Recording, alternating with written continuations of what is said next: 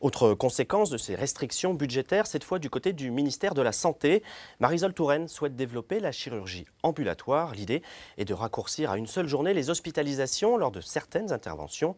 Une pratique qui a déjà ses adeptes, surtout dans les cliniques privées, mais pas seulement. Voyez ce reportage de Tania Watine et de Stéphane Lisny à l'hôpital d'Argenteuil, pionnier en la matière.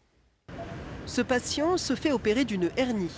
Entré ce matin à l'hôpital, il en ressortira dans l'après-midi, à condition de ne pas dormir seul chez lui cette nuit. La chirurgie ambulatoire, comme on l'appelle, a pu se développer grâce au progrès de la médecine. La technologie, la prise en charge de la douleur, la diminution des affections, l'apparition de la cœlioscopie ont fait qu'on a pu progressivement diminuer la durée de séjour pour progressivement arriver à 2 jours, puis 1 jour, puis zéro nuit, quoi. Et cela tombe bien car l'hôpital est rémunéré par la sécurité sociale en fonction des actes médicaux. Une nuit d'hospitalisation ne rapporte donc en général pas 1 centime, mais engendre des frais de personnel de nuit.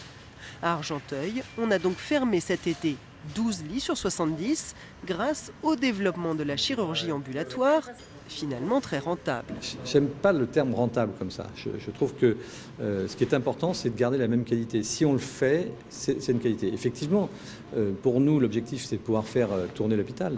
Ça, c'est sûr, c'est évident. Enfin, on ne peut pas continuer à avoir des hôpitaux en déficit complet. Donc les médecins sont forcément impliqués là-dedans. Et les infirmières aussi.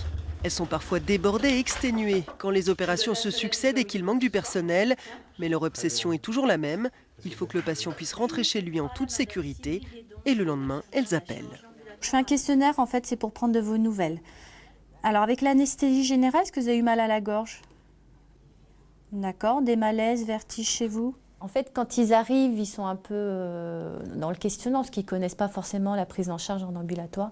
Et le soir, ils sont ravis. Et le lendemain, ils sont très rassurés qu'on les appelle. Et ça leur fait du bien d'avoir quelqu'un au bout du fil.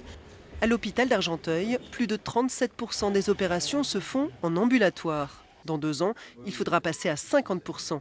C'est l'objectif fixé par le gouvernement pour réduire le déficit de la sécurité sociale. Autre